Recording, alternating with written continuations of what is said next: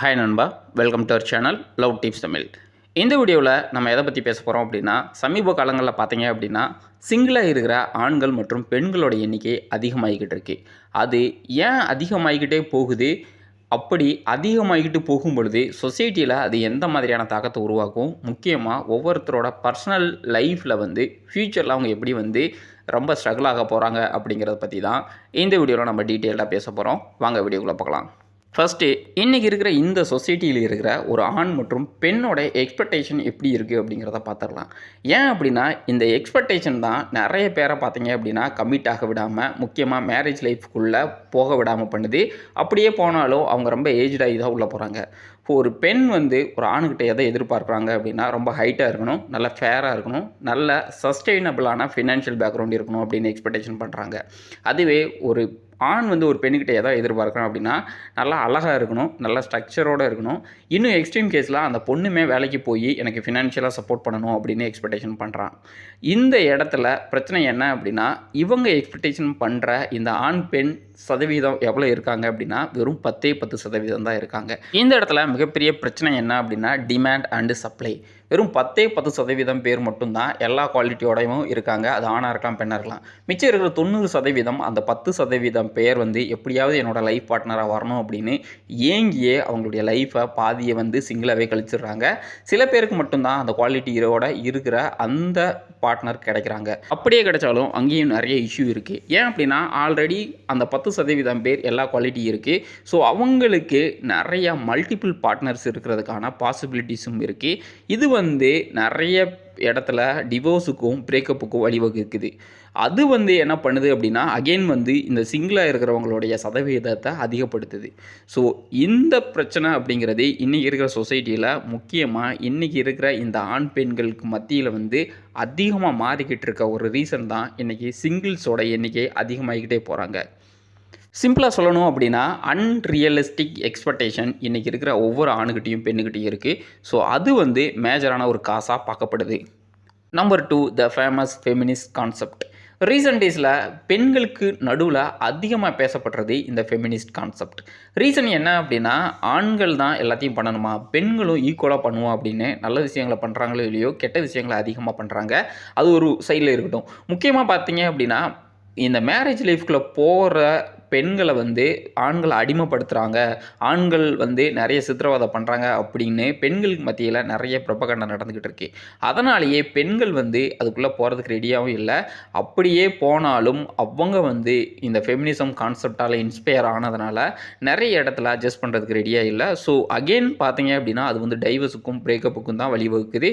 So எதுக்கு தேவையில்லாமல் போய் ஒரு கமிட்டட் லைஃப்குள்ளே போய் டைவர்ஸ் ஆகி மறுபடியும் மன உளைச்சலுக்குள்ளே போகணும் அப்படின்னு நிறைய பெண்கள் திருமணமே பண்ணிக்கிறதுக்கு ரெடியாக இல்லை. ஸோ அதுவும் ஒரு முக்கியமான காரணம் இந்த சிங்கிள்ஸோட எண்ணிக்கை அதிகமாகிறதுக்கு.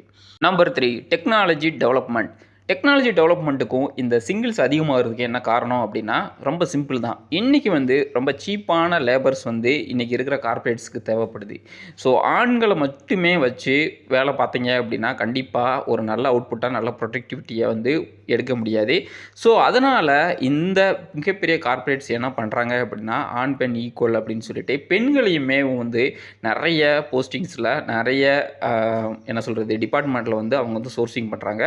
ஸோ அது பார்த்தீங்க அப்படின்னா, பெண்களுக்கு ஃபினான்ஷியலாக நிறைய சப்போர்ட் பண்ணுது.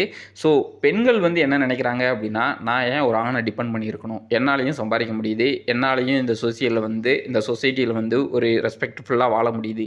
ஸோ எனக்கு ஆணோட துணை தேவையில்லை அப்படின்னு சொல்லிட்டு நிறைய பேர் அவங்களுடைய ஃபினான்ஷியல் ஸ்டெபிலிட்டியை அவங்களே பார்த்துக்கிறதுனால ஸோ அவங்க இந்த கமிட்டடான லைஃப்குள்ளே போகிறது கிடையாது. ஸோ அதுவும் முக்கியமான காரணமாக இன்றைக்கி இருக்கிற சிங்கிள்ஸுக்கு மத்தியில் பார்க்கப்படுது. Number 5, real case studies. Recent டேஸில் பார்த்தீங்க அப்படின்னா, உங்களால் அதிகமான செலிப்ரிட்டிஸோட டைவர்ஸ் பார்க்க முடியும். அதை தாண்டி அவங்க கோர்ட்டில் அலுமினியா கிளைம் பண்ணுற அமௌண்ட் ரொம்ப பிக்காக இருக்குது. ஸோ அதனால் வெல் செட்டில்டாக நல்ல குவாலிட்டியோடு இருக்கிற ஆண்களே பெண்களை திருமணம் பண்ணுறதுக்கு ரெடியாக இல்லை. ஸோ அவங்க என்ன நினைக்கிறாங்க அப்படின்னா, ரீசெண்ட் டேஸில் ரொம்ப எமர்ஜாக ஆகிக்கிட்டு இருக்க இந்த லிவ் இன் ரிலேஷன்ஷிப் நிறையா சொல்லிக்கிட்டு இருக்காங்கல்ல, அந்த ரிலேஷன்ஷிப்பில் இருந்துட்டு அவங்க ஹார்ட் அண்ட் மணியை ஒரு பொண்ணுக்கு கொடுக்கறதுக்கு ரெடியாக இல்லை. ஸோ இதுவுமே பார்த்தீங்க அப்படின்னா, நிறைய பெண்களை சிங்கிளாக வைக்கிறதுக்கு காரணமாக இருக்குது. ஏன் அப்படின்னா, இந்த பெண்கள் எக்ஸ்பெக்டேஷன் எப்படி இருக்குது அப்படின்னா, எனக்கு வந்து ஒரு நல்ல மேஸ்குலின் மென் வேணும் அப்படின்னு சொல்லிட்டு வெயிட் பண்ணுறாங்க. ஆனால் மேஸ்குலின் மென் ஆல்ரெடி மல்டிபிள் பார்ட்னர்ஸ் கூட அவங்க வந்து ரிலேஷன்ஷிப் வச்சுருப்பாங்க. அது நிறைய பெண்களுக்கு லேட்டராக தான் ரியலைஸ் ஆகும். ஸோ அந்த ஆண்கள் ஈஸியாக ஒரு பொண்ணை ரிஜெக்ட் பண்ணிவிட்டு வேற ஒரு பொண்ணோட ரிலேஷன்ஷிப்பில் போயிடுவாங்க. இது வந்து நிறைய பெண்களுக்கு ஏமாற்றத்தை கொடுக்குது. 2வது, அவங்க ரிலேஷன்ஷிப்லேயே இருந்தாலும் லேட்டராக தான் அவங்க ரியலைஸ் பண்ணுறாங்க, நம்ம வந்து சீட் பண்ணப்படுறோம் அப்படின்னு சொல்லிட்டு. ஸோ அதனால அவங்க மறுபடியும் பிரேக்கப் ஆகி மறுபடியும் சிங்கிள் கேட்டகரியிலேயே வந்துடுறாங்க. ஸோ இந்த கண்டினியூஸ் டைவர்ஸ் அப்படிங்கிறதும் முக்கியமான ரீசன். இன்னும் ஓப்பனாக பேசணும் அப்படின்னா, எந்த ஒரு ஆணும் எந்த ஒரு பெண்ணும் ரெஸ்பான்சிபிலிட்டி எடுத்து அவங்களுடைய லைஃப்பை லீட் பண்ணுறதுக்கு ரெடியாக இல்லை. எல்லாருமே இண்டிவிஜுவலாக இருக்கிறதே ஹாப்பியாக ஃபீல் பண்ணுறாங்க. அதை தாண்டி அவங்க ஒரு கமிட்டட் லைஃப்குள்ளேயே போனாலும் ரீசெண்ட் டேஸில் நீங்கள் நீயா நானா ஷோவை பார்க்க முடியும். அதில் வந்து டிங்க் அப்படிங்கிற ஒரு கான்செப்ட், அதாவது டிவில் இன்கம் நோ கிட்ஸ், அதாவது அவங்க கல்யாணமே பண்ணாலும் குழந்தை பெற்றுறதுக்கு ரெடியாக இல்லை. ஸோ இது வந்து சொசைட்டியில் எந்த மாதிரியான இம்பேக்டை கொண்டு வரும் அப்படின்னா, கண்டிப்பாக ஃபியூச்சர் ஜென்ரேஷன்ஸில் இருக்கிற கிட்ஸோட எண்ணிக்கை கம்மியாகும். ஸோ அது வந்து கண்டிப்பாக சொசைட்டியில் மிகப்பெரிய ஒரு தாக்கத்தை உண்டு பண்ணும். ஏன் அப்படின்னா, அதுக்கு மீறி ஒரு கிட் அவங்க பெற்றுக்கிறாங்க அப்படின்னா, அவங்க பையனை பெற்றுக்கிறாங்க அப்படின்னா, பெண்களோட எண்ணிக்கை கம்மியாக ஆரம்பிக்கும். அந்த இடத்துல ஆண்கள் அதிகமாக இருப்பாங்க, பெண்கள் வந்து கம்மியாக இருப்பாங்க. ஸோ அந்த இடத்துல நிறைய, அதாவது இந்த ரிலேஷன்ஷிப்புக்கு நடுவில் நிறைய காம்ப்ளெக்சிட்டி உருவாகும். இப்பயே பார்த்தீங்க அப்படின்னா, ஆணும் காதல் பண்ணி திருமணம் பண்ணுறாங்க, பெண்ணும் பண்ணுறாங்க. ஸோ ஃப்யூச்சரில் பார்த்தீங்க அப்படின்னா இதெல்லாம் ஒரு நார்மலாகும். அது வந்து சொசைட்டியில் இந்த மனித குலத்துக்கே மிகப்பெரிய கேடாக முடியும். ஸோ இருக்கிற ஃபினான்ஸை வச்சு சிம்பிளான ஒரு லைஃப்பை லீட் பண்ணுறீங்க அப்படின்னா கண்டிப்பாக உங்களாலேயும் ஹாப்பியாக இருக்க முடியும். ஆனால் இது நிறைய பேருக்கு ரியலைஸ் ஆகிறது கிடையாது. ஆண் வந்து ரியலைஸ் பண்ணாங்க அப்படின்னா பெண் ரியலைஸ் பண்ணாததுனால அந்த ரிலேஷன்ஷிப்பில் இம்பேலன்ஸ் அப்படிங்கிற ஒரு விஷயத்தை ஃபீல் பண்ணி அந்த ரிலேஷன்ஷிப் எப்படியோ பிரேக்கப்லேயோ இல்லை டைவர்ஸ்லேயோ முடியுது. தேங்க்யூ ஃபார் வாட்சிங்.